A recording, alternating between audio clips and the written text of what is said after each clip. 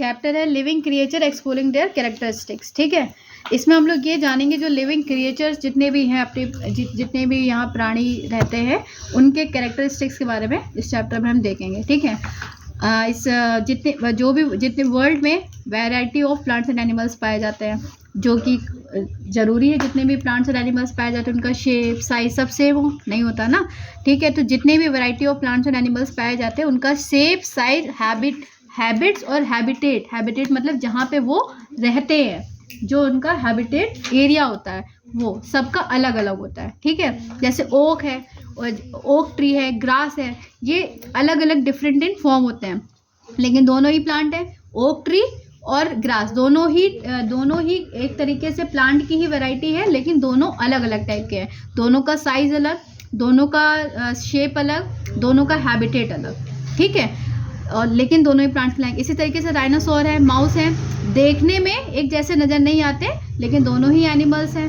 ठीक है, ऑल्दो ये ऑर्गेनिज्म जो होते हैं वो एक दूसरे से दिखने में भी अलग अलग होते हैं। ठीक, लेकिन उनकी एक्टिविटी जो बॉडी की इंटरनल एक्टिविटीज़ है वो सेम होती हैं। ठीक, जो भाई सभी ब्रीथ करते हैं, जीवित रहते हैं, खाना खाते हैं, तो अपनी लाइफ को चलाने के लिए जितनी भी वो प्रोसेस यूज़ करते हैं उनको बोलते हैं, उस प्रोसेस को ही बोलते हैं लाइफ प्रोसेस। जीवित रहने के लिए जो भी डेली एक्टिविटीज़ पूरी करने के लिए जो उनकी लाइफ की एक्टिविटीज़ इन्वॉल्व होती है इसी प्रोसेस को बोलते हैं लाइफ प्रोसेस। ये सारे इसीलिए इनको लिविंग थिंग कहा जाता है। ठीक, इसी तरीके से आप बहुत सारे अपने आसपास वैरायटी ऑफ प्लांट्स और एनिमल्स देखेंगे जैसे चेयर है, साइकिल है, रोड है, बहुत सी ऐसी चीज़ें जो हम लोग ह्यूमन मेड के द्वारा बनाई गई हैं, उनको हम नॉन लिविंग बोलते हैं। क्यों? क्योंकि उनकी कोई लाइफ प्रोसेस नहीं है, उनकी कोई लाइफ एक्टिविटीज़ नहीं है, उनको ब्रीथ करने के लिए ऑक्सीजन नहीं चाहिए, CO2 नहीं चाहिए, तो वो नॉन लिविंग में हो गया। मतलब जो लाइफ प्रोसेस चलाने के लिए एक्टिविटी को परफॉर्म करे उनको बोलेंगे लिविंग थिंग, और जो ना करे वो नॉन लिविंग थिंग। ठीक है, तो लिविंग थिंग में कुछ कैरेक्टरिस्टिक्स पाई जाती है। अभी हमने पढ़ा ना living creature and exploring there characteristic. तो लिविंग क्रिएचर्स होते हैं उनकी कैरेक्टरिस्टिक्स में क्या होते हैं? लिविंग ऑर्गेनिज्म में सेलुलर ऑर्गेनाइजेशन होता है। सेलुलर ऑर्गेनाइजेशन मतलब सेल से ऑर्गेनाइज जो बॉडी होती है उसको बोलते हैं सेलुलर ऑर्गेनाइजेशन। लिविंग ऑर्गेनिज्म में सेलुलर ऑर्गेनाइजेशन होता है।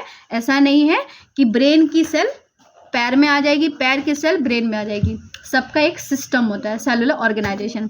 सब में they all possess chemicals of life.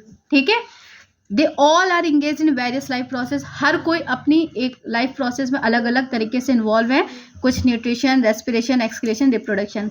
Movement दिखाते हैं, ग्रो दिखाएंगे, डेवलपमेंट दिखाएंगे, स्टिमुलाई दिखाएंगे। स्टिमुलाई मतलब अगर आपको गर्मी लग रही है तो हम लोग हवा चाहिए, अगर कोई हॉट सरफेस टच किया, हाथ हटा लिया, तो रिस्पॉन्स करना, वो स्टिमुलाई कहलाता है। ठीक है, they have a definite life span. मतलब किसी को लिविंग होने के लिए ये इतनी कैरेक्टरिस्टिक होनी चाहिए। अगर ग्रोथ कर रहा है, डेवलपमेंट कर रहा है, दे रिस्पॉन्ड टू स्टिमुलाई, उसका एक लाइफ स्पैन है, तो मतलब वो लिविंग है। क्या है वो? लिविंग। तो ये सारे इसके कैरेक्टरिस्टिक्स आपको करने पड़ेंगे। ठीक, अब आता है सेलुलर ऑर्गेनाइजेशन क्या होता है। जितने भी लिविंग ऑर्गेनिजम्स होते हैं, from microscopic bacteria to a mango tree, चाहे माइक्रोस्कोपिक बैक्टीरिया ले लो या बड़ा से बड़ा मैंगो ट्री ले लो। ठीक, सारे सेल से मिलके बनते हैं। सेल जो है लाइफ का एक basic structural and functional unit है। क्या है? सेल जो है वो लाइफ का एक बेसिक स्ट्रक्चर और फंक्शनल यूनिट है। सेल्स इतनी स्मॉल होती हैं, सेल साइज में इतनी स्मॉल होती है कि इसको हम नेक्ड आई से नहीं देख सकते हैं। सेल इतनी स्मॉल होती है, अगर हम आंखों से देखना चाहें इसको नहीं देख सकते हैं। ठीक है, that you can fit a million of them in a full stop at the end of this sentence.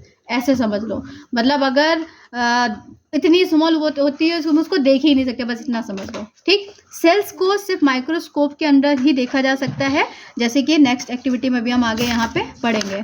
ठीक, कुछ ऐसे लिविंग ऑर्गेनिज्म होते हैं जो वन सेल्स, जैसे हमने बोला सेल है तो सेल भी तो किसी चीज़ से बनेगी। अगर सेल सिंगल सेल से बनी है, किससे बनी है? सिंगल सेल से, तो उसको बोलेंगे यूनिसेलुलर। यूनि का मतलब होता है वन सेल। ऐसे ऑर्गेनिज्म जो वन सेल से मिलके बनते हैं उनको बोलते हैं यूनिसेलुलर ऑर्गेनिज्म।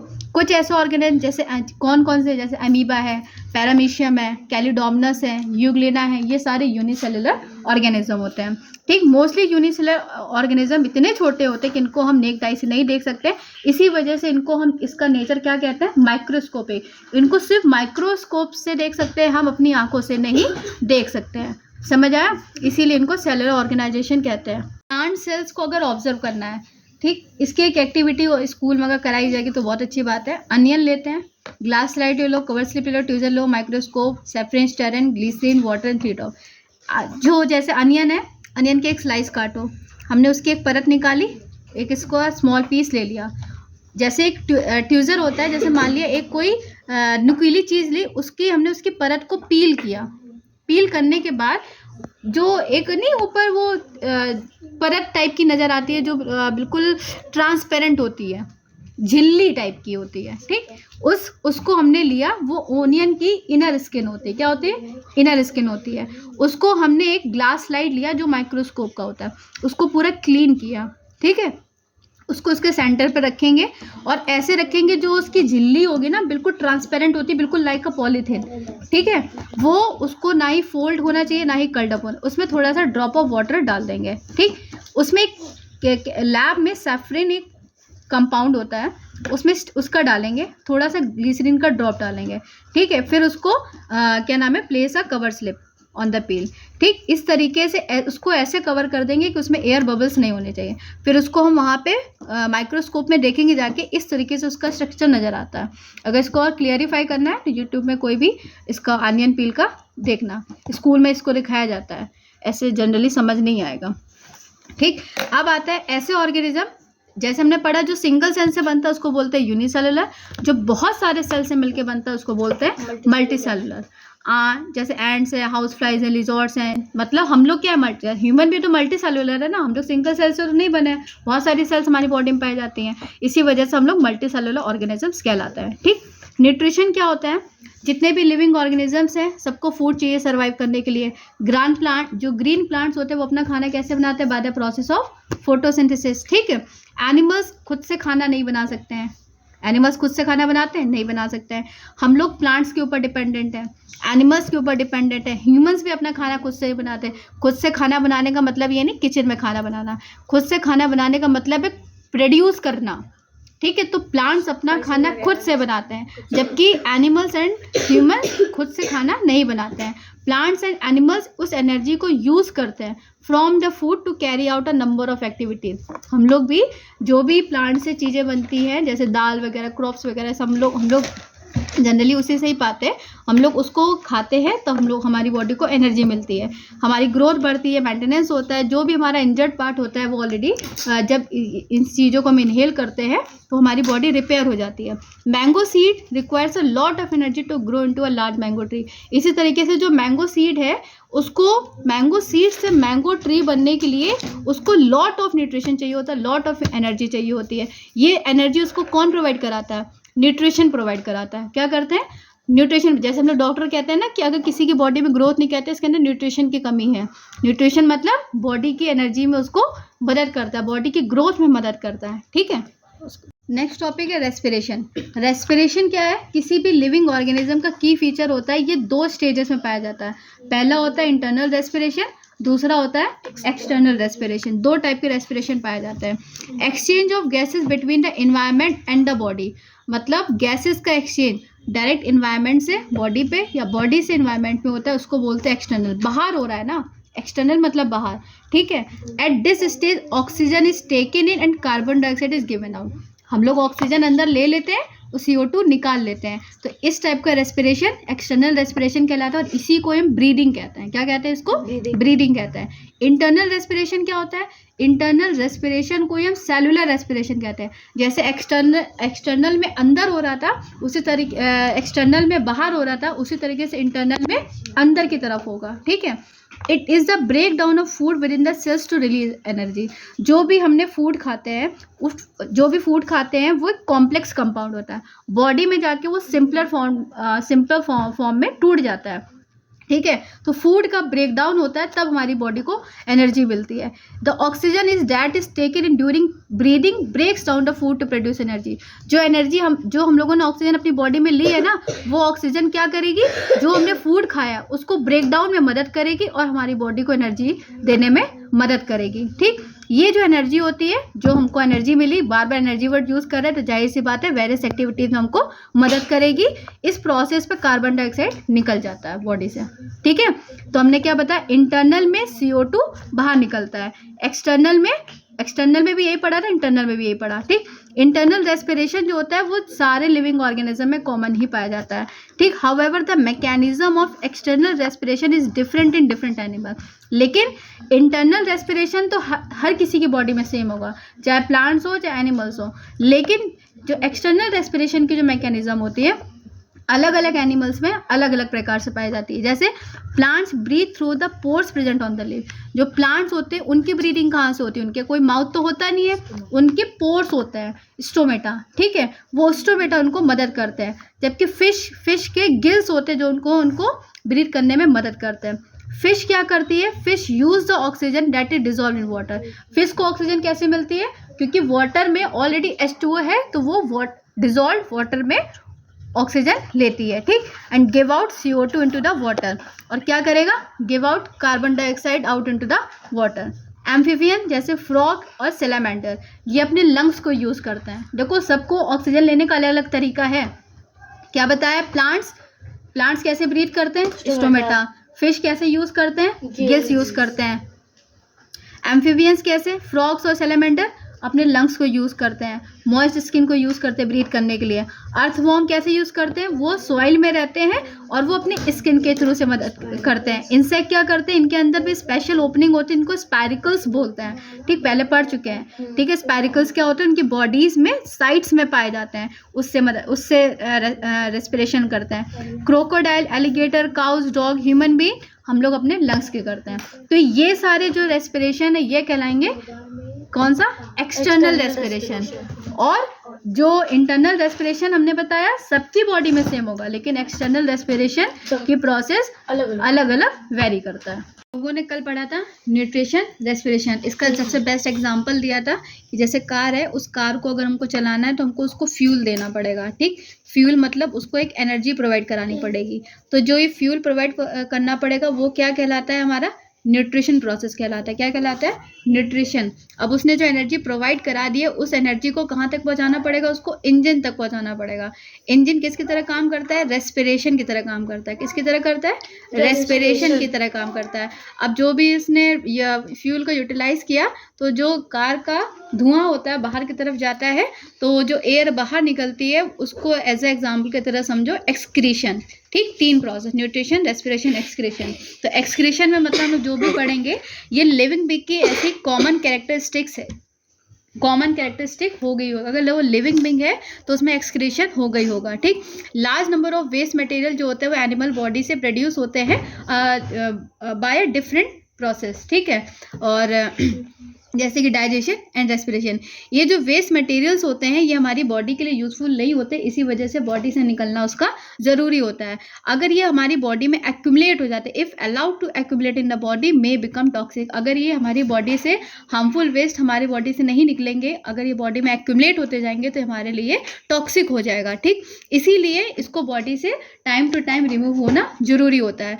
ये जो एलिमिनेशन ऑफ वेस्ट प्रोडक्ट होता है, जो वेस्ट प्रोडक्ट का एलिमिनेशन की जो प्रोसेस होती है from the living body to maintain a constant environment, इसी प्रोसेस को हम एक्सक्रीशन बोलते हैं। क्लियर हो गया कि जो भी हमारी बॉडी में जो भी लिविंग बॉडी है उससे वेस्ट प्रोडक्ट का एलिमिनेशन की जो प्रोसेस होती है उसको बोलते हैं एक्सक्रीशन। फिर इसको दो टाइप में पढ़ेंगे, एक पढ़ेंगे वेस्ट मैटर इन एनिमल्स, दूसरा पढ़ेंगे वेस्ट मैटर इन प्लांट्स। ठीक, जो प्रोटीन्स होते हैं एनिमल्स में, when proteins are broken down in the body, ammonia, urea and uric acid are produce. जब एनिमल्स होते हैं तो उसमें जो प्रोटीन्स होते हैं वो बॉडी में अलग अलग टाइप्स में ब्रेक होते हैं, लाइक अमोनिया का formula NH3, urea, uric acid produce होता है। ये जो होते हैं these are remove from the body in the form of a urine. जो हम लोग बॉडी से यूरिन एक्सक्रीट आउट करते हैं वो यूरिन किससे बनता है हमारा, अमोनिया, यूरिया और यूरिक एसिड से मिलके बनता है। ठीक, जो CO2 होता है वो भी एज अ वेस्ट प्रोडक्ट होता है जो कि रेस्पिरेशन के थ्रू हमारी बॉडी से निकलता है। इसी तरीके से डाइजेशन के समय क्या निकलता है, जो अनडाइजेस्टेड फूड होता है वो हमारी बॉडी से एलिमिनेट हो जाता है। ठीक, एक्स्ट्रा सॉल्ट जो होता है वो एज अ स्वेट से निकलता है। ठीक है, तो ये हमारी बॉडी, ये सारी चीज़ें क्या है हमारी जो बॉडी से निकलना जरूरी है। अगर वो हमारी बॉडी से नहीं निकलेगा तो हमारी बॉडी को दिक्कत होने लगेगी। ठीक है, तो ये वेस्ट मैटर इन एनिमल्स होता है। इसी तरीके से प्लांट्स, देखो जो एनिमल्स है ये मल्टी सेलुलर ऑर्गेनिज्म होता है। ठीक, जैसे कल हम लोगों को पढ़ा ना यूनिसेलुलर और मल्टी सेलुलर, मतलब मल्टी सेलुलर ऑर्गेनिज्म का एक वेल डेवलप्ड ऑर्गन सिस्टम होता है हर चीज़ का, हर प्रोसेस का होने का। ठीक, तो इसी तरीके से एनिमल्स का एक्सक्रीशन पढ़ा। अब पढ़ेंगे प्लांट्स का वेस्ट मैटर कैसे निकलता है, क्योंकि इनकी तो प्रॉपर बॉडी नहीं होती जैसे हम लोगों की होती, तो इनका वेस्ट मैटर कैसे निकलेगा। प्लांट्स में जो ब्रेकिंग डाउन ऑफ सब्सटेंसेस होता है वो एनिमल्स के कंपैरिजन में बहुत स्लोअर होता है। ठीक, इसमें जो वेस्ट प्रोड्यूस होता है वो जो स्मॉल क्वांटिटी होता है in comparison to the human being, in comparison to the animals. इसीलिए plants do not have a special organ for excretion. ठीक, plant produce CO2 as waste during respiration. जैसे हम लोगों का जो CO2 होता है वो भी वेस्ट होता है, वैसे प्लांट जो होगा वो भी CO2 को as plant produce CO2 as waste during respiration. They produce oxygen as a by product of photosynthesis. ये फोटोसिंथेसिस का बाय प्रोडक्ट फॉर्मेशन करता है लाइक ऑक्सीजन, जो हम लोगों के लिए अच्छा होता है। ठीक है, ये जो प्रोडक्ट्स होते हैं प्लांट्स के द्वारा रिलीज होते हैं through the stomata on their leaves. जो भी लीव्स वगैरह होती हैं उस पर छोटे छोटे पोर्स पाए जाते हैं जो कि हम लोग उनको देख नहीं सकते हैं। जैसे हम लोगों का माउथ होता है वैसे लीव्स के माउथ की तरह इनका स्टोमेटा होता है। उस स्टोमेटा से जो एक्सेस वाटर होता है वो रिलीज आउट हो जाता है। उस स्टोमेटा से ही जो गैसियस एक्सचेंज होता है वो भी स्टोमेटा से ही होता है। जैसे हम लोगों के माउथ नोज से करते हैं वैसे उनको स्टोमेटा से सारी चीज़ें, और स्टोमेटा में गार्ड सेल्स पाई जाती हैं।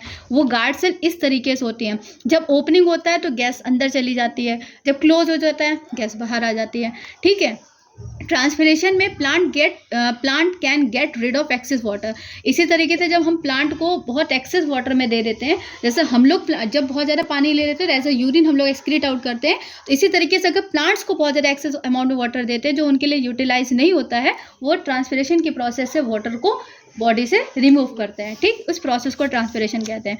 Leaves that fall off may store waste product. अब जो पत्तियां गिरती हैं वो भी एज अ वेस्ट प्रोडक्ट ही होता है, लेकिन वो हमारे लिए यूज़ होता है एज अ गार्बेज की तरह यूज़ करते हैं। वो बायोडिग्रेडेबल सब्सटेंस होता है और मिट्टी को न्यूट्रिएंट्स को वापस लाने के लिए करता है। कुछ ऐसे प्लांट्स होते हैं एक्सूट वेस्ट मटेरियल जैसे कि such as lap, latex, resin and gum. Plants के लिए वो वेस्ट मटेरियल है बट हमारे लिए वो यूज़फुल है। लेटेक्स है, रेजिन है, गम है, ये सब हमारे लिए यूज़फुल है। बीइंग होने के लिए चारों प्रोसेस होना जरूरी होता है, न्यूट्रिशन, एक्सक्रीशन, ट्रांसपोर्टेशन और रेस्पिरेशन। इसी तरीके से रिप्रोडक्शन होना भी लिविंग बीइंग की एक पहचान है। ठीक, जैसे कि हम अपने ही काइंड का बेबी प्रोड्यूस करते हैं, तो ये क्या है, रिप्रोडक्शन। जबकि नॉन लिविंग थिंग इस चीज़ को रिप्रोड्यूस नहीं करती है, जबकि लिविंग थिंग इन चीज़ को रिप्रोड्यूस करती है, मतलब दे कैन रिप्रोड्यूस, देन उसको हम लिविंग बीइंग कहेंगे। ठीक, रिप्रोडक्शन क्या होता है, लिविंग ऑर्गेनिज्म के पास एबिलिटी होती है कि वो अपने ऑफ स्प्रिंग बेबी को प्रोड्यूस कर सकते हैं। ठीक, ये क्या करते हैं, it helps to carry the characteristics of each type of organism from one generation to another. जैसे कि हम पेरेंट्स की जो क्वालिटी होती है वो उनके बच्चे तक आ जाती है। इसी तरीके से जो जैसा प्लांट होगा उसका प्लांट वैसा ही प्रोड्यूस होता है, उनकी कैरेक्टरिस्टिक के साथ उनका ऑफस्प्रिंग पैदा होता है। ठीक है, तो प्लांट एंड एनिमल्स जो होते हैं वो दो मेथड से रिप्रोड्यूस होते हैं। पहला होता है असेक्सुअल रिप्रोडक्शन, दूसरा होता है सेक्सुअल रिप्रोडक्शन, अभी आगे देखेंगे। फर्स्ट मेथड होता है असेक्सुअल रिप्रोडक्शन। असेक्सुअल मतलब जिसमें सिर्फ ओनली वन पेरेंट इन्वॉल्व होता है। ठीक है, which involves only parent for the formation of new individual. The resulting cells are generally identical to the, जो भी रिजल्टिंग ऑफस्प्रिंग निकलेगा वो आइडेंटिकल अपने पेरेंट सेल के ही तरह होगा। जैसे बैक्टीरियम जो होता है वो ग्रो करता है क्योंकि उसकी मैच्योरिटी भी हो जाती है, after which it split into two bacteria. ठीक, जैसे अमीबा हमने पढ़ा था, अमीबा इसी तरीके से इसकी प्रोसेस इस तरीके से ब्रेक हो जाती है, फूड वैक्यूम में टूट जाता है। फिर जब वो टूटेगा तो दो आइडेंटिकल दो आइडेंटिकल अमीबा में टूटा है। इसी तरीके से सेम बैक्टीरिया भी होता है कि बैक्टीरिया से ऐसा नहीं फंजाई बन जाएगा, बैक्टीरिया से बैक्टीरिया ही बनेगा, तो वो असेक्सुअल रिप्रोडक्शन होता है, उसमें सिर्फ ओनली वन पैरेंट इन्वॉल्व होता है। जबकि इन प्लांट्स में जो असेक्सुअल रिप्रोडक्शन होता है ये उनके कुछ वेजिटेटिव पार्ट्स के द्वारा होता है, जैसे कि वेजिटेटिव पार्ट्स रूट्स, स्टेम और लीव। वेजिटेटिव पार्ट जैसे कि हम लोग का रिप्रोडक्टिव पार्ट होता है ह्यूमन बॉडी का, उसी तरीके से प्लांट का वेजिटेटिव पार्ट होता है जिससे उनके ऑफस्प्रिंग बनते हैं। ठीक है, न्यू प्लांट्स का जो फॉर्मेशन होता है वो उनके पेरेंट प्लांट के वेजिटेटिव पार्ट से होता है। जैसे ये देखो, ये आलू दिख रहा है, आलू का ये क्या अगर ये टूट के जब मिट्टी में पड़ जाता है, इसी से ही नया आलू बन के तैयार होता है। ठीक है, तो इसी को ही बोलते हैं वेजिटेटिव रिप्रोडक्शन या वेजिटेटिव प्रोपोगेशन। हम लोगों ने देखा होगा जो पोटैटोज और अनियन होते हैं उसको कुछ समय तक छोड़ दो तो उसकी रूट्स निकलने लगती हैं। ठीक है, developing into a new plants when left outside for a long period of time. क्यों? Because they are underground stem, क्योंकि वो अंडरग्राउंड स्टेम होती है, उनके बर्ड्स होते हैं, उन जो बर्ड्स होते हैं उन्हीं से न्यू प्लांट बन के तैयार होता है। ठीक, ये जो पोटैटो का अंडरग्राउंड स्टेम होता है इसी को हम बोलते हैं ट्यूबर। ये जो दिख रहा है ना इसको बोल देंगे ट्यूबर, ये जो दिख रहा है इसको बोलेंगे ट्यूबर। ठीक है, और डेट ऑफ अनियन का जो निकलता है उसको बोलेंगे बल्ब। ठीक है, अनियन जैसे कि जो भी अनियन होता है उसकी जो ग्रीन स्टेम नहीं होती हैं उनको बोलते हैं बल्ब। ठीक, ये जो गार्डनर्स होते हैं जिस तरीके से प्लांट को अगर ग्रो करते हैं तो वो कैसे करते हैं, उनकी वो स्टेम कटिंग यूज़ करते हैं। जैसे रोज़ का अगर पेड़ लगाना हो तो उसकी स्टेम कटिंग करके अगर मिट्टी में लगा देंगे तो नया रोज़ का प्लांट, तो मतलब उसमें स्टेम से फॉर्मेशन हो रहा है। समझ आया? अभी हमने यहाँ बताया था रूट से भी नया प्लांट बन सकता है, स्टेम से भी बन सकता है, लीफ से भी बन सकता है। ठीक, जैसे लीव्स का एग्जांपल एक ब्रायोफाइलम था। ब्रायोफाइलम की जो लीव्स होती है उनके एंडिंग में लीव्स निकलती है, उसी को जब वो टूट के मिट्टी में गिर जाती है तो एक ब्रायोफाइलम का नया प्लांट बन के तैयार हो जाता है। समझ आया? ये हम लोगों ने पहला वेजिटेटिव रिप्रोडक्शन पढ़ा। सेकंड पढ़ेंगे, जो सेकंड मेथड ऑफ रिप्रोडक्शन होता है उसको सेक्सुअल रिप्रोडक्शन कहते हैं, जिसमें टू पेरेंट्स का इन्वॉल्व होना जरूरी है। ठीक, और उससे न्यू इंडिविजुअल का फॉर्मेशन होता है। ऑर्गेनिज्म जो सेक्सुअल रिप्रोडक्शन का फॉर्मेशन होता है इसमें दोनों पेरेंट्स की कैरेक्टरिस्टिक होती है। ठीक है, मतलब जैसे मदर और फादर है तो वो जो बेबी होगा तो उसके अंदर मदर और फादर दोनों की क्वालिटी प्रेजेंट होगी। ठीक है, जैसे जबकि वेजिटेटिव जो सेक्सुअल था उसमें सिंगल पेरेंट था तो उसी की क्वालिटी आ रही थी, लेकिन सेक्सुअल में जब वो दोनों इन्वॉल्व है लाइक दोनों की क्वालिटी उसमें प्रेजेंट होगी। ठीक, ये जो प्रोसेस होती है बहुत कॉम्प्लेक्स होती है in comparison to the asexual, क्योंकि इनकी बॉडी सिंपल थी सेक्सुअल में, असेक्सुअल में सिंपल थी तो उनका और सिंपल प्रोसेस था, लेकिन ये बॉडी मल्टी सेलुलर से बनी है तो जाहिर सी बात है जो प्रोसेस होगी वो भी थोड़ी सी कॉम्प्लेक्स होगी। इनमें से दो पेरेंट्स जो होते हैं उसमें से एक मेल पेरेंट होता है, मेल पेरेंट स्पर्म को प्रोड्यूस करता है, मेल पेरेंट स्पर्म को प्रोड्यूस करेगा, फीमेल पेरेंट जो होता है वो एग को प्रोड्यूस करता है। जो हम लोग को रिप्रोडक्टिव पार्ट होता है मेल का स्पर्म होता है और फीमेल का एग होता है। ठीक, ये जो स्पर्म और एग होते हैं जब वो आपस में कंबाइंड होते हैं, स्पर्म का कुछ इस टाइप का स्ट्रक्चर होता है और ये एग होता है, जब ये दोनों आपस में मीट करते हैं तब एक बेबी का फॉर्मेशन होता है। ठीक, जैगोड बनता है, अभी इसको आगे पढ़ेंगे चैप्टर में। ये जो स्पर्म और एग होते हैं कंबाइन होकर एक न्यू ऑर्गेनिज्म को फॉर्मेशन करते हैं। इन न्यू ऑर्गेनिज्म को जो डेवलपमेंट होता है वो मदर की बॉडी के अंदर होता है। कोई भी जैसे चाहे एनिमल हो चाहे हम लोग फीमेल भी होती हैं, तो जब वो बेबी होता है तो मदर की बॉडी के अंदर उसकी क्या नाम है उसका उसको पूरा पोषण मिलता है, तब वो बच्चा बन के तैयार होता है। ठीक है, एनिमल्स जो होते हैं या तो वो एग, अब जैसे ये तो हम लोग तो बेबी ही प्रोड्यूस करेंगे, जो ह्यूमन होगा। ठीक, जो एनिमल्स होंगे एनिमल्स के अलग अलग तरीके, हो सकता है वो अंडा दे दे या फिर वो सीधा बर्थ भी दे सकता है। जैसे शेर का बच्चा होगा तो वो शेर ही देगा, लेकिन इसी तरीके से अगर मान लिया कोई हैन है, हाँ हैनी है, तो वो एग को प्रोड्यूस करेगा। ठीक है, हैन एग देगा, जबकि kangaroos, cat, dog, human being ये यंग वन को प्रोड्यूस करते हैं। इनफैक्ट जो प्लांट्स होते हैं, प्लांट्स में भी जो फ्लावर्स होते हैं उसमें भी सेक्सुअल रिप्रोडक्शन देखने को मिलता है।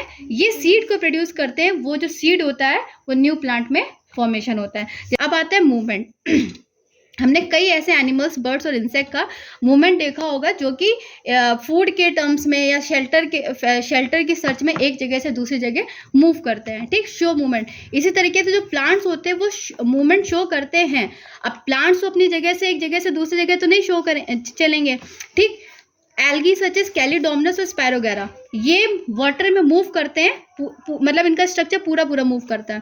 प्लांट में stem grows towards light, plant में जो स्टेम होगा जहां जहां लाइट जाएगी स्टेम अपने आप उधर उधर की तरफ मूव करने लगती है। जैसे फ्लावर्स ऑफ सनफ्लावर, सनफ्लावर की खासियत है जिस डायरेक्शन में सन होता है फ्लावर की डायरेक्शन अपने आप उधर की तरफ हो जाती है, ठीक है।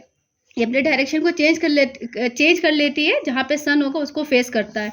कुछ प्लांट्स के जो फ्लावर्स होते हैं open there petals during the day, जब कुछ ऐसे फ्लावर्स देखेंगे जब दिन होता है तो उनकी पेटल्स खुल जाती हैं, रात होती है तो उनकी पेटल्स बंद हो जाती हैं। इसी तरीके से जो कार्निवोरस प्लांट होते हैं move their lid to trap insect, जैसे कि एक वो पिचर प्लांट होता है, वो क्या करता है अगर वो किसी भी इंसेक्ट को देखेगा तो वो घड़े के टाइप का पेड़ होता है, जैसे इंसेक्ट को देखेगा वो पहले मुंह खोल के रखेगा और जैसे वो इंसेक्ट आएगा उसको बंद कर लेता है, वो पिचर प्लांट होता है। वो एक तरीके से वो भी कार्निवोरस ही प्लांट होता है, वो जानवरों को खा के ही अपना न्यूट्रिशन प्रोवाइड करता है। डिफाइन करेंगे उसके साइज और मास के रेफरेंस में, मास मतलब उसका वेट और साइज मतलब उसका आकार, ठीक। ग्रोथ को हम इन 2 पॉइंट से डिफाइन कर सकते हैं। लिविंग थिंग्स जो होते हैं वो हमेशा एक ऑर्गेनाइज मैनर में ग्रोथ करते हैं। लिविंग जितने भी लिविंग थिंग होते हैं, ऐसा नहीं है जैसे अब ह्यूमन बीइंग है, पहले वो बचपन होगा, फिर उसके बाद धीरे धीरे वो जवानी आती है, फिर बुढ़ापा, मतलब एक ऑर्गेनाइज मैनर होता है। तो इसी तरीके से जो लिविंग थिंग्स जो जितने भी होते हैं वो ऑर्गेनाइज मैनर में ग्रो होते हैं, एक डेफिनेट साइकिल होती है, ठीक है। ऐसा नहीं है कि किसी जो कोई एक लाइफ स्पेन है तो लाइफ स्पेन में ऐसा नहीं है लास्ट स्टेज पहले आ जाए या पहली स्टेज बाद में चली जाए, एक ऑर्गेनाइज सिस्टम चलता है, ठीक है। All grow in size over a period of time, जितने भी ऑर्गेनिज्म जितने भी होते हैं, चाहे लिविंग ऑर्गेनिज्म जितने भी होते हैं, एक पीरियड ऑफ टाइम मतलब जिस समय पे जिस अंतराल में वो ग्रोथ कर रहे होते हैं उसका एक फिक्स साइज होता है। When they grow many other changes also takes place, मतलब जब वो ग्रो करते हैं, जब वो बढ़ रहे होते हैं तो उनकी बॉडी में बहुत सारे चेंजेस उस समय हो रहे होते हैं। Organism grow by producing new sales, कुछ कुछ ऐसे ऑर्गेनिज्म जो होते हैं वो जो उनकी ग्रोथ होती है उनकी बॉडी के अंदर कुछ ऐसे न्यू सेल्स प्रोड्यूस होती है जिसकी वजह से उनके अंदर ग्रोथ देखने को मिलता है। These cells undergo many changes to perform specific function, हमने बोला ऑर्गेनिज्म की ग्रोथ होगी कब, जब उनके अंदर न्यू सेल्स प्रोड्यूस हो गए। तो न्यू सेल्स कैसे रोल करते हैं, क्योंकि न्यू सेल्स ही जो होते हैं उनमें बहुत सारे एक स्पेसिफिक फंक्शन होता है, हर सेल का एक स्पेसिफिक फंक्शन होता है, उन स्पेसिफिक फंक्शन को परफॉर्म करते करते उसमें बहुत सारे चेंजेस नजर आते हैं। यूनिसेलुलर ऑर्गेनिज्म ऐसे हैं grow only increasing the size of the cell to a certain extent, लेकिन एक यूनिसेलुलर ऑर्गेनिज्म ऐसा होता है एक उसकी ग्रोथ होने की जो लिमिट होती है वो थोड़ी सी सर्टेन होती है। मल्टी सेलुलर का जो होता है उसमें ग्रोथ हम ग्रोथ अलग लेवल में देखते हैं और यूनिसेलुलर में ग्रोथ हम एक अलग लेवल में देखते हैं, ठीक है। During the process of development, ये जितना हम लोगों ने पढ़ा ये ग्रोथ का पार्ट पढ़ा, अब पढ़ेंगे डेवलपमेंट का प्रोसेस क्या होता है।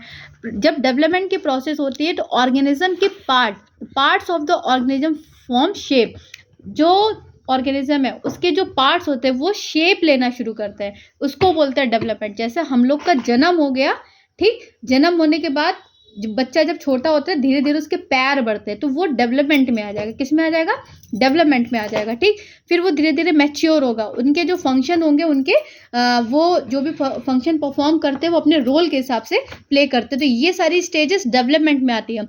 ग्रोथ और डेवलपमेंट देखने में सिमिलर हैं लेकिन उनके जो फंक्शन है वो दोनों के अलग अलग होते हैं, समझ आया। ग्रोथ अलग चीज हो गई, डेवलपमेंट अलग चीज हो गया, ठीक। Bacteria and amoeba being simple organism show very little development. इसी तरीके से बैक्टीरिया एंड एमीबा जो है ये कैसा ऑर्गेनिज्म है, यूनिसेलुलर है। स्टार्टिंग में पढ़ा था यूनिसेलुलर मतलब single cell organism. Bacteria and amoeba single organism होने है, इसी वजह से इसमें लिटिल डेवलपमेंट देखने को मिलता है।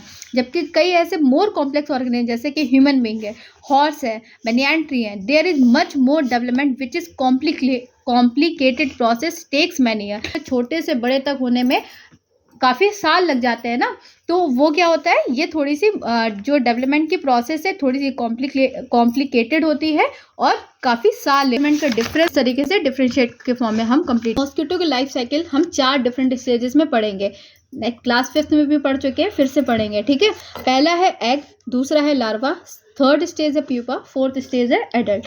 एग में क्या होता है, पहले जो मॉस्किटो होगा वो वाटर सरफेस में क्या देता है, मॉस्किटो जितने भी होंगे lay their eggs on water surface और इन मॉइस्ट एरिया।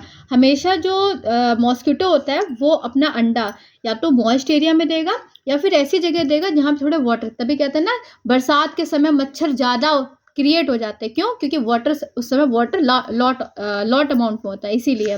ठीक।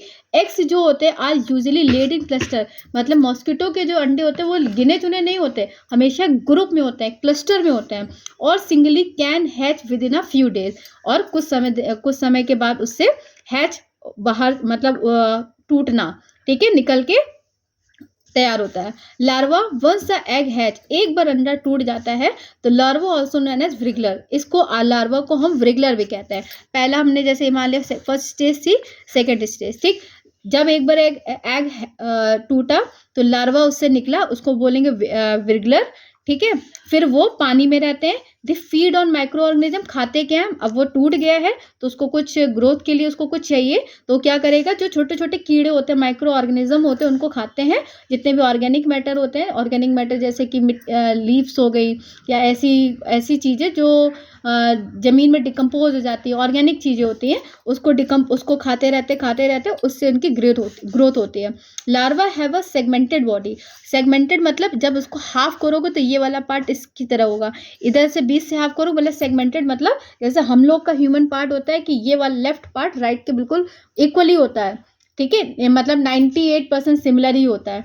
इसी तरीके से लार्वा जो होता है उसकी भी सेगमेंटेड बॉडी होती है, और कैसे मूव करता है, जो विर्गलिंग तरीका होता है, मतलब रेंगने वाला तरीका, उससे उसकी ग्रोथ होती है।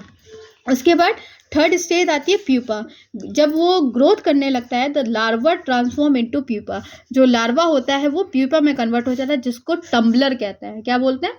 Tumbler. Pupa do not feed, pupa आप खाएगा नहीं, बट आर एक्टिव, लेकिन वो इतना एक्टिव हो चुका है कि वो वाटर में घूमने लायक उसकी कंडीशन हो गई है। वो जब सेकंड स्टेज में था तब वो घूमने लायक की कंडीशन में नहीं था, तब वो फीड कर रहा था, लेकिन जैसे थर्ड स्टेज में आएगा वो अब घूम सकता है, मतलब एक जगह से दूसरी जगह जा सकता है, और अब वहाँ पे अब वो फीड नहीं करेगा। This stage is a transitional phase where the mosquito undergoes metamorphosis, यही स्टेज जो होती है ये ट्रांजिशन फेज कहलाती है, जिसको हम मेटामॉर्फोसिस स्टेज कहते हैं। अब आता है फोर्थ स्टेज एडल्ट, ठीक। Adult mosquito emerges from the pupa, जो एडल्ट मॉस्किटो की स्टेज होती है वो प्यूपा से निकलती है। It has fully developed wings and is capable of flying, अब यहाँ से लेके यहाँ तक आने में अब इनके जो विंग्स होते हैं पूरी तरीके से डेवलप हो चुके होते हैं, अब वो उड़ने के लिए केपेबल हो चुके होते हैं। Adult mosquito seek out mates and in case of females a blood meal to lay eggs and continue the cycle. इस तरीके से जो एडल्ट मॉस्किटो होते हैं उनको मतलब अगर सीक आउट द मेट्स, मतलब अगर उनको किसी चीज़ की नीड होती है तो उसको खाते हैं, पीते हैं, इस तरीके से अपने आप को चलाते हैं। अगर बाई चांस वो फीमेल है तो उसको ब्लड मील चाहिए होती है, मतलब खून चाहिए होता है, और उसने सक किया, फिर वह अंडा वगैरह देगा, फिर से उसकी स्टेज साइकिल शुरू हो जाएगी। इस तरीके से मॉस्किटो की जो लाइफ साइकिल होती है उसकी हर स्टेज देखा जाए अलग अलग इन्वायरमेंट के हिसाब से अलग अलग होती है। From water for the egg, फिर larva and pupa to land and air for the adult stage. मतलब देखो ये वाली स्टेज हमने शुरू वाली स्टेज पढ़ी वो पानी में पढ़ी, फिर जब यहाँ से पानी से लेके यहाँ तक आया तो वो ट्रांजिशन हो गया, अब वो पानी से लैंड में आ गया, ठीक है। तो इसीलिए ये हमने मॉस्किटो की लाइफ साइकिल इस तरीके से डिस्कस करी। अब आता है फ्रॉग की लाइफ साइकिल। देखो there are 3 distinct stages in life cycle of a frog. Frog की 3 अलग अलग स्टेजेस होती है। पहला होता है एग, देन होता है टैडपोल, तीसरा होता है एडल्ट। द डेवलपिंग एम्ब्रायो मतलब जो अंडा होता है उसकी बात कर रहे हैं। ये जो डेवलपिंग एम्ब्रायो होता है inside the fertilised egg of the frog, frog का ऐसा अंडा जो फर्टिलाइज्ड हो चुका है, ठीक है। क्या बोला? फ्रॉग का जो अंडा, फर्टिलाइज अंडा, उसके अंदर जो डेवलपिंग एम्ब्रायो होता है वो मैच्योर होता है, फिर कुछ समय बाद उस अंडे से टूट के एक फिश लाइक लार्वा निकलता है, ठीक है। दीज फ्री स्विमिंग लार्वा, इनको टैडपोल कहते हैं। क्या बोलते हैं इनको? टैडपोल कहते हैं। जैसे कि उसने पहले एग दिया, एग के अंदर इस तरीके से स्ट्रक्चर दिख रहा है, इनको बोलते हैं एम्ब्रायोज। क्या बोलते हैं इनको? एम्ब्रायो। इस एम्ब्रायो से सबसे पहले अर्ली टैडपोल बन के तैयार होता है। क्या बनता है? टैडपोल, जो हम लोगों ने पढ़ा। फिर अब ये क्या करेगा? एल्गी को फीड करेगा। जो पानी में रहते हैं प्लांट्स वगैरह होते हैं उनको बोलते हैं एल्गी, जिसको काई बोलते हैं, ठीक है। उसको फीड करेंगे और थोड़े बहुत एल्गी को भी फीड करते हैं, प्लांट्स को भी फीड करता है और धीरे धीरे उसका साइज बढ़ने लगता है। They gradually develop limbs to form a young frog. अब वो यहाँ से यहाँ तक आएगा, धीरे धीरे उनके क्या निकलने लगते हैं, लिम्स निकलने लगते हैं और अब वो फ्रॉगलेट में कन्वर्ट हो जाता है, या फिर उसको हम लेट टैडपोल भी कहते हैं। ये जो फ्रॉगलेट होता है वो धीरे धीरे फिर बड़ा होगा। अब वो इतना हो चुका होता है कि जमीन में क्रॉल करने लायक उसकी स्टेज आ जाती है। फिर अब धीरे से उसकी पूंछ निकलने लगती है, ठीक, पूंछ निकलते निकलते वो फाइनली इस तरीके से एडल्ट फ्रॉग में कन्वर्ट हो जाता है। इस तरीके से पूरी फ्रॉग की लाइफ साइकिल चलती है।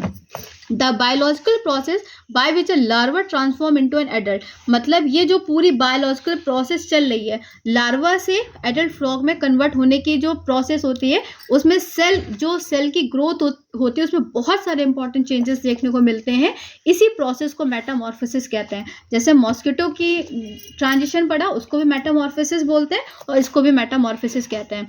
फ्रॉग के मेटामॉर्फोसिस में the tadpole transform into an adult frog, जब इसमें जैसे हम लोगों ने यहाँ पे लार्वा से प्यूपा में कन्वर्ट हुआ था तो मेटामॉर्फोसिस कहा था, इसमें हम लोग क्या बोलेंगे, जो टेडपोल एडल्ट फ्रॉग में कन्वर्ट हो जाएगा, मतलब यहाँ टेडपोल से लेके यहाँ तक की जो प्रोसेस होती है, इस पूरी प्रोसेस को मेटामॉर्फोसिस कहेंगे। The features that are developed in the adult stage, ऐसे फीचर जो उसकी एडल्ट स्टेज में डेवलप हो चुके होते हैं, are not found in the young one, मतलब जो फीचर यहाँ पर हैं टेडपोल में, ये फीचर्स इस फ्रॉग में नहीं होंगे, बिल्कुल अलग होंगे, बिल्कुल ऑपोजिट होंगे, ठीक है। ये इसका साइज, इसकी ग्रोथ, इसका डेवलपमेंट, और इसमें दोनों में ऐसा लगेगा ये इसका है ही नहीं, ये इससे बड़ा ही नहीं हुआ है, ठीक है। तो ये बता रहा है adult stage are not found in the young one. Metamorphosis in frog is controlled by 2 hormone. जो फ्रॉग की जो मेटामॉर्फोसिस होती है वो 2 हार्मोन से कंट्रोल्ड होती है। एक होता है थायरोक्सिन हार्मोन, दूसरा होता है प्रोलैक्टिन। क्या होता है दूसरा? Prolactin. Iodine is essential for the formation of thyroxine. जो थायरोक्सिन हार्मोन होता है उसके लिए आयोडीन की बहुत जरूरी होती है। Hence a major part of the frog का जो मेजर पार्ट है life cycle occurs in water, मतलब ये जितनी प्रोसेस एग से लेके यहाँ तक की जो प्रोसेस है ये पूरी साइकिल पानी में हो जाती है। मतलब पूरी मोर देन 80% तक की जो साइकिल है वो फ्रॉग ने कहाँ पे बिता दी? पानी में बिता दी। Then the tadpole will not metamorphosis into an adult frog, लेकिन यहाँ से यहाँ तक आने की प्रोसेस को मेटामॉर्फोसिस नहीं कहेंगे। समझ आ गया? ये इस तरीके से फ्रॉग की पूरी लाइफ साइकिल हो गई। अब आते हैं response to stimuli. All living thing react to changes around them. जितने भी लिविंग थिंग है, अगर हमारे आसपास कोई भी चेंजेस आते हैं तो हम उसका रिएक्ट करते हैं। We react to touch light, कुछ हीटिंग ऑब्जेक्ट को टच किया उसको तो हम लोग तुरंत उसको रिएक्ट करके देंगे, हो चाहे हॉट हो, कोल्ड हो, साउंड हो, उन सबको हम रिएक्ट करके देंगे। Any change in an organism environment that causes it to react, मतलब हमारे आसपास के इन्वायरमेंट में कई ऐसे चेंजेस होते हैं जिसका हम रिएक्शन दे, उन सारी चीज़ों को हम स्टिमुलस कहेंगे। How the organism reacts to the stimulus, मतलब कोई भी ऑर्गेनिज्म जो होता है वो स्टिमुलस को रिएक्ट कैसे करता है।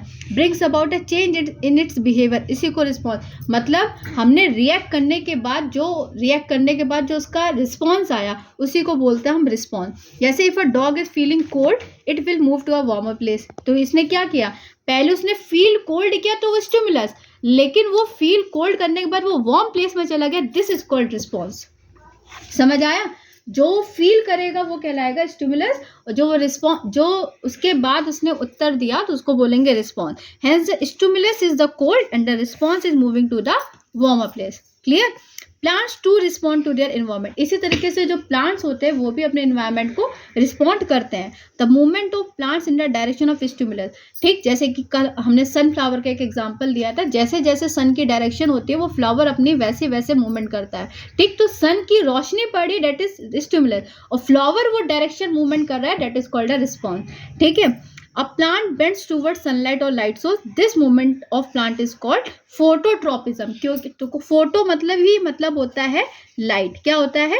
लाइट। जो चीज लाइट को रिएक्ट करे, ऐसा लिविंग ऑर्गेनिज्म जो लाइट के वजह से अपने अंदर चेंजेस लेके आए, उस प्रोसेस को बोलेंगे हम फोटोट्रोपिज्म।